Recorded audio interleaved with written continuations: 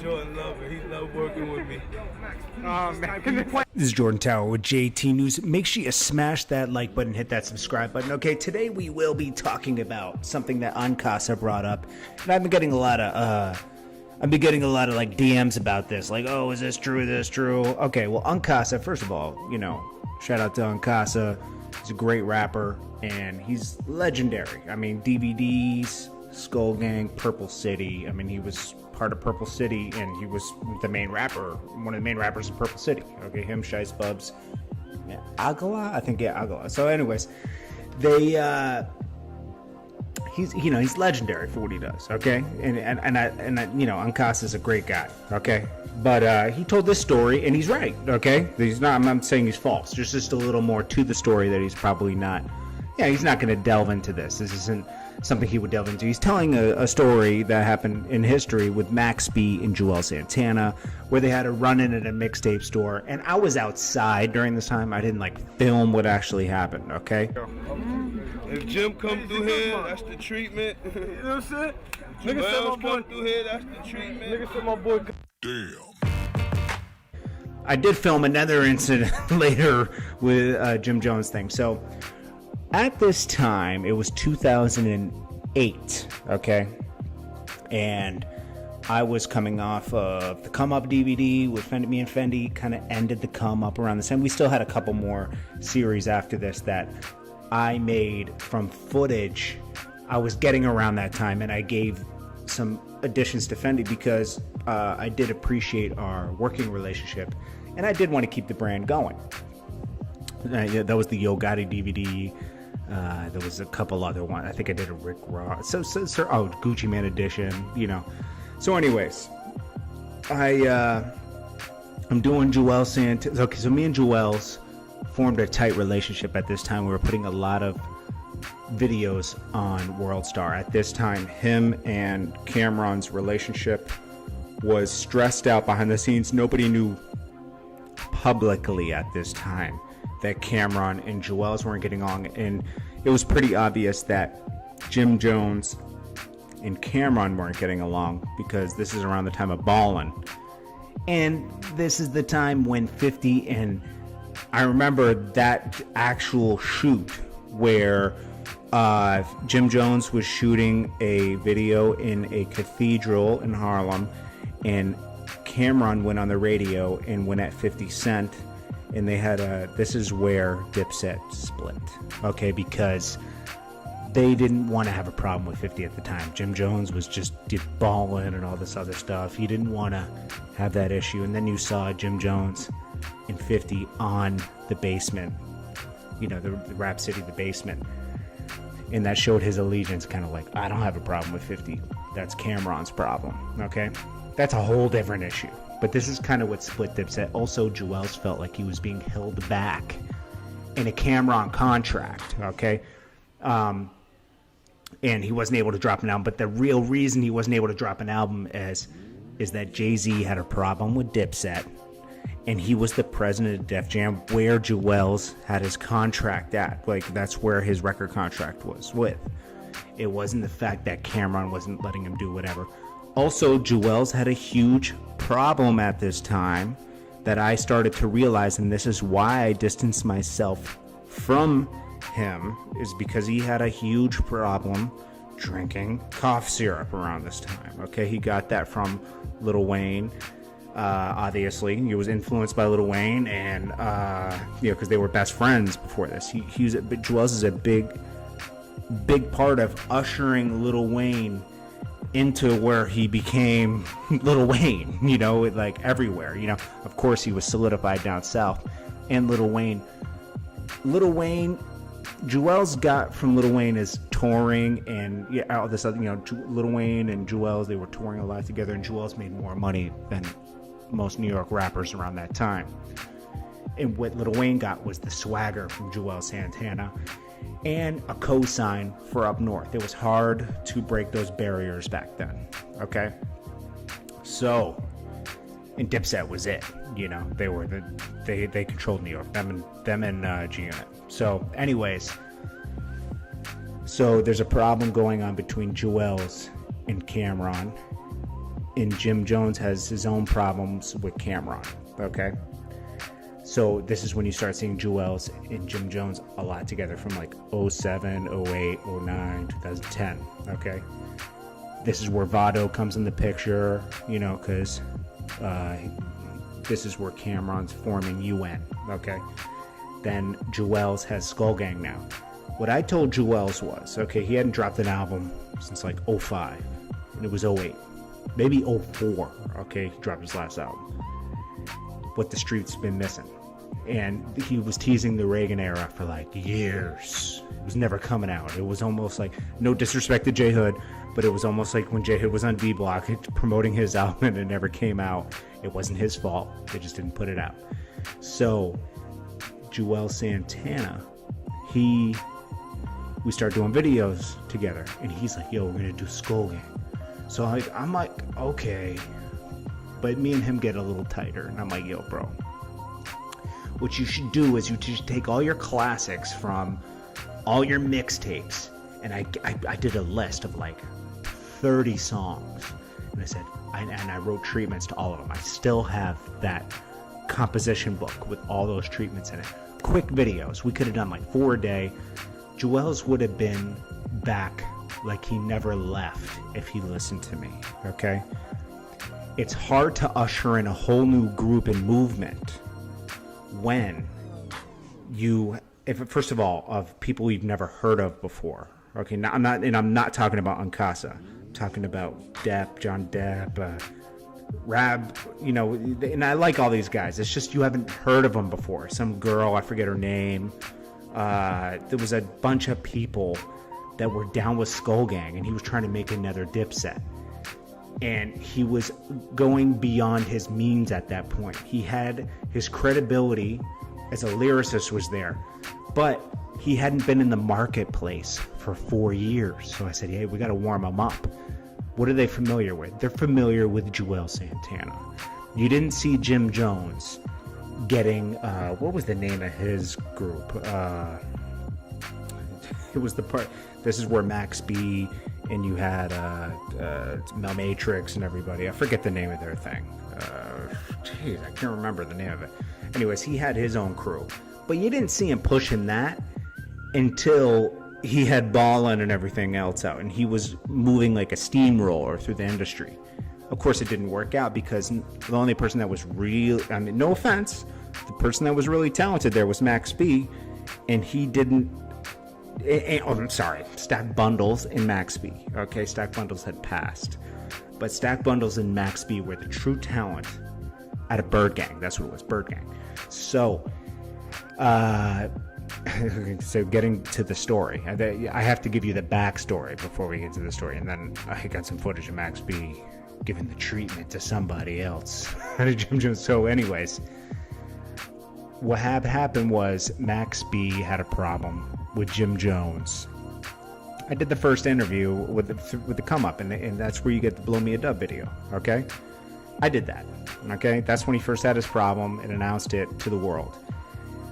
His real problem, and as becoming friends with Max B over the years, I understood the real problem. The real problem was he had legal issues.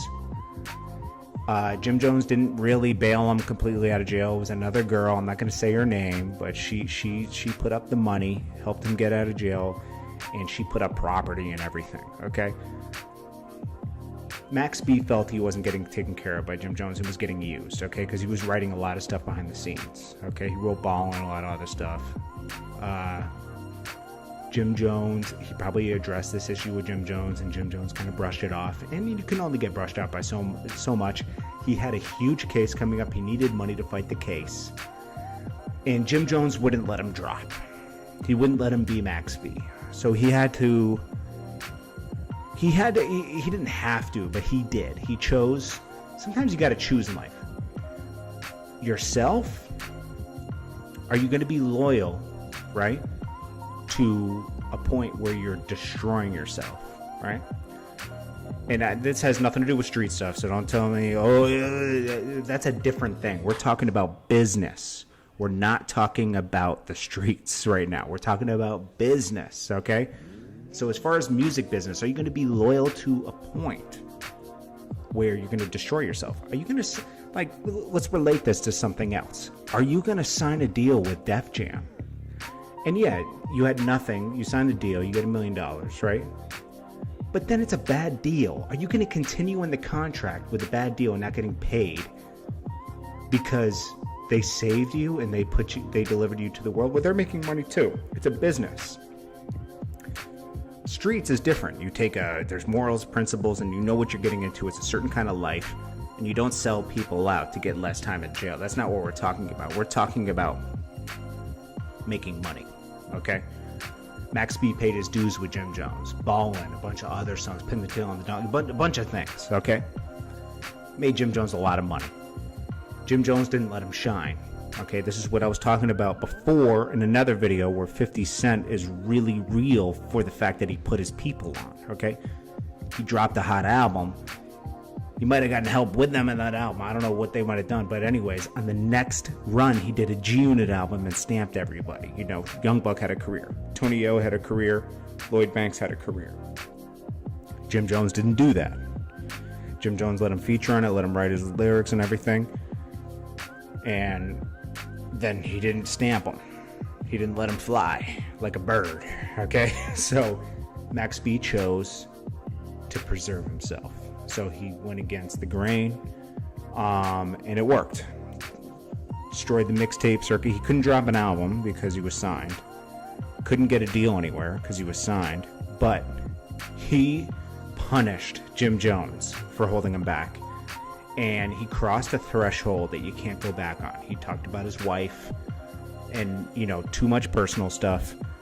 And Max B's true enemy was Jim Jones for, you know, a lot of things, okay? But mostly holding him back, okay?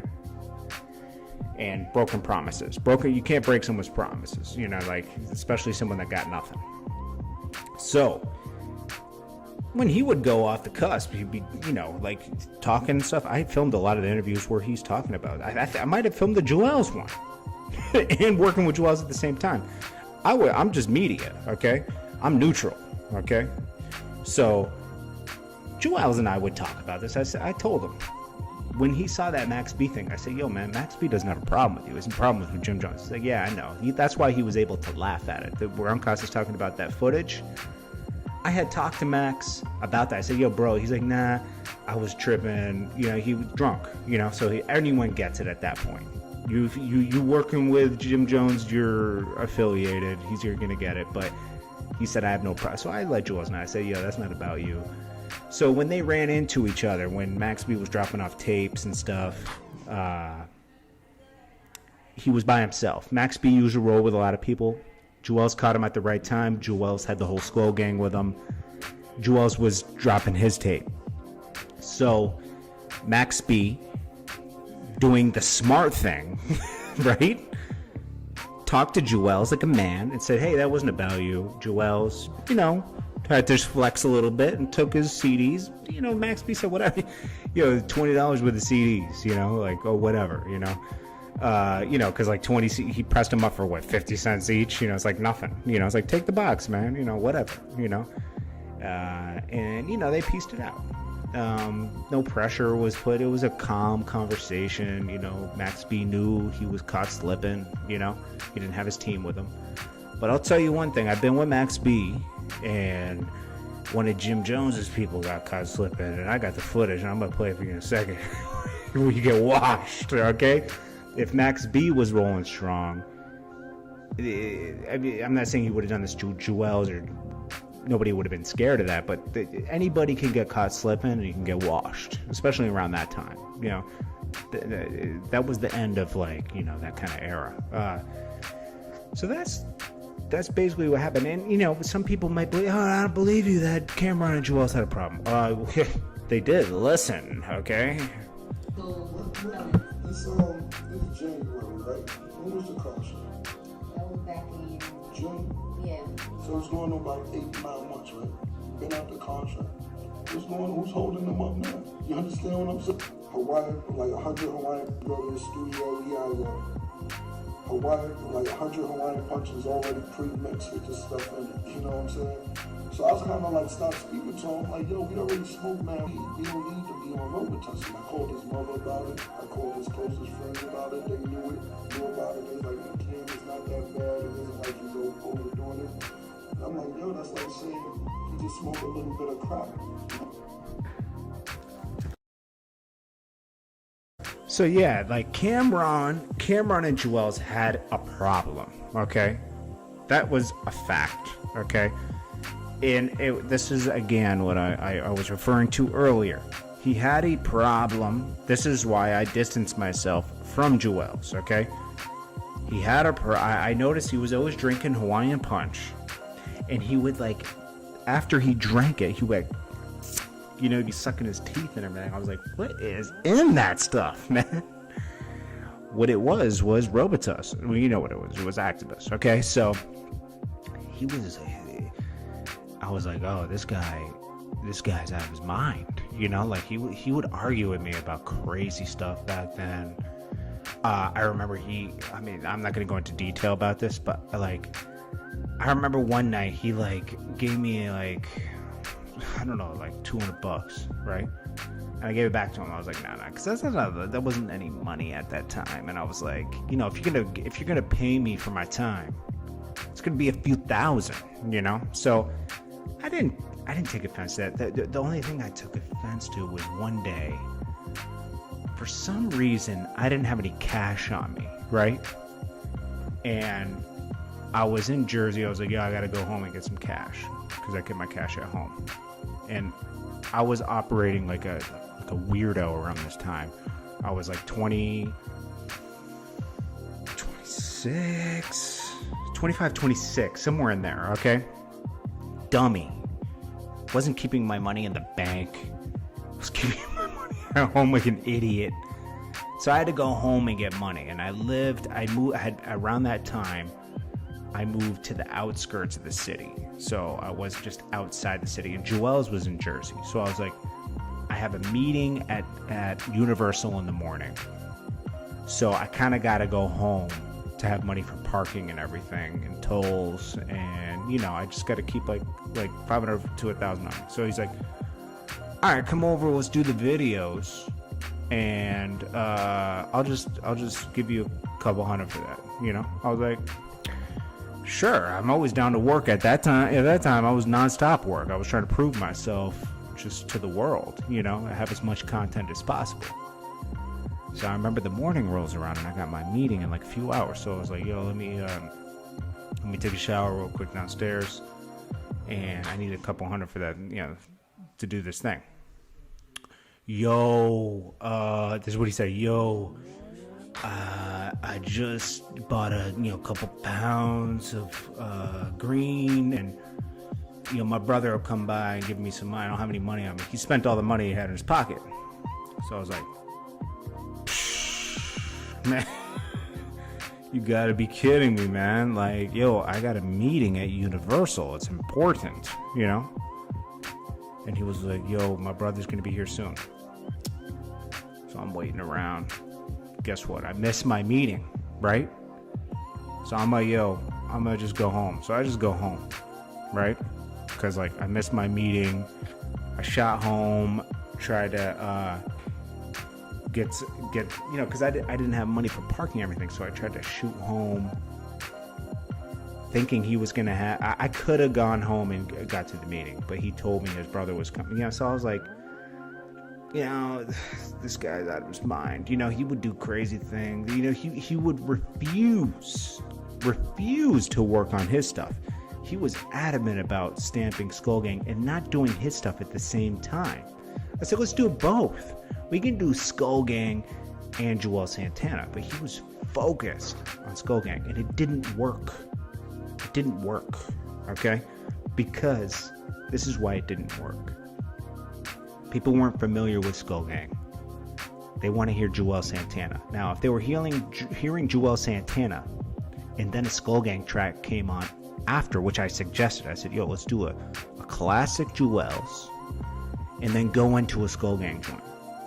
It'll kind of like, soften it up, soften them into liking Skull Gang. He said no. So I was like, all right. you know, with stuff like that, you just can't win, you know. So the reason I distanced myself is I just started, like, after that incident where I missed my meeting, I was like, he doesn't care. You know, like, when people show you they don't care about you, bounce, you know. I wasn't bouncing forever, but I took a week away. I won't name the person. Someone called me around the Skull Gang thing. Nobody in Skull Gang, just one of the guys that hangs around, and, you know, that I was friends with in Harlem. He's like, yo, why haven't you been going around Juelz? And I was friends enough with this guy where I would tell him. I said, oh, man, you know, sometimes I missed that meeting, and, you know, I just got to keep my distance for a minute, you know. Juelz is on the phone. Juelz is like, hey, man, I hear what you're talking about. He was listening in on the call, like high school. So I was like, you got to be kidding me, Juelz, man. Like, this is like high school stuff. So, like, we started screaming at each other. And then DJ Khaled calls me after. I don't know how he found out about that, but he's trying to, like, mediate between me and Juelz, like it's a real issue. I said, bro, it's not a real issue, bro. It's like, it's just kind of spooky, you know? And I'm friends with everybody in Skull Gang. I'm friends with Casa, Still, Rab, all them, you know? So, like, you know, I think DJ Khaled was worried that, because I was working with a lot with Khaled at the time, and I think Khaled was, I don't know, Khaled basically around that time, you know, he was having his birthday thing, and Juelz was coming. He didn't want to, like, have an issue because I was there filming, and, you know, I was like, bro, like, it's not that serious, you know, I'm friends with everybody there, you know. So that's what happened with me and Juelz. And we never really worked together again after that, even though recently, if you saw in 2016, he dropped Up in the Studio, Getting Blown, Part 1 and 2. He put me on the intro. I'm sure we're fine. I tried to reach out to him around that time. Actually, I was like, yo, bro, I actually reached out to him. I said, hey, I can help you if you want to do this again. You know, like, I wanted to see Juelz come back again still, but he didn't. He never communicated with me. He never called me or anything. He just put, like, 100, you know? So I was like, oh, he's still not focused. And as you can see, he wasn't focused. He dropped Up in the Studio 1 and 2, dropped something else after that, then did Love and Hip Hop. Then a year goes by, and then he hits the whole thing with the TSA. So maybe Juelz will be focused after being away. He was still obviously under the influence, you know, he's missing teeth and stuff. And I'm not saying this to, like, diss Juelz. I like Juelz. I just feel that he has demons he's got to overcome. Okay? So Ankasa is right about that situation. But it was not like a press type of situation. It was more like a, you know, respect. Max B and Juelz were both going through similar situations at the time. It's just that they had different people over them that they had a problem with. You know, Camron was the issue for Juelz. Jim Jones was the problem for Max B. So he could kind of relate to it at the moment, but it wasn't his business. So he wasn't going to get involved in it.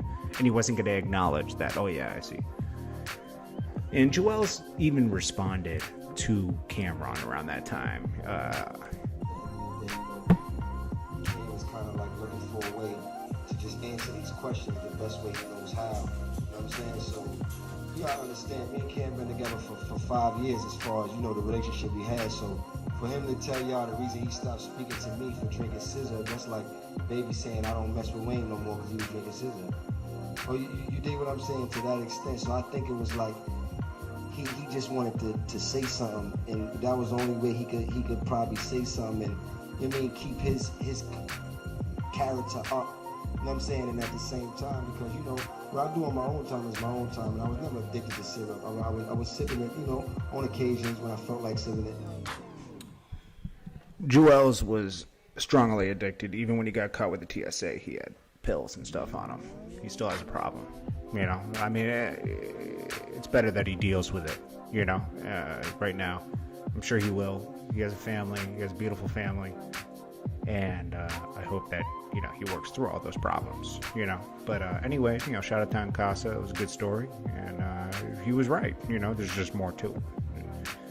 Why not add to it? Instead, yeah, people keep hitting me up. This is like, this isn't a secret, okay? Most of the stuff is just, most of the people can't connect the dots with it because they weren't around it at the time. There's so many dots to connect, but all the dots are public, except for the story I told you about me and him having a problem. But that's just a personal thing, and I had no ill thoughts of him after that. It was just, I was a little disappointed because I really wanted to see him come back in 2008-9, and he had those demons he was dealing with, you know. Shout out to Ancasa, shout out to everybody, man. Anyways, guys, what do you guys think about this? Let me know below. Damn. Let's do a run through, okay? Jordan love it. He love working with me.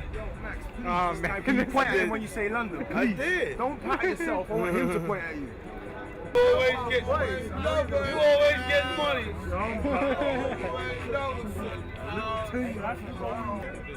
Damn.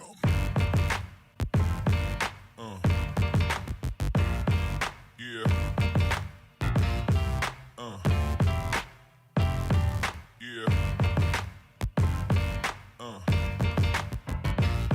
Yeah.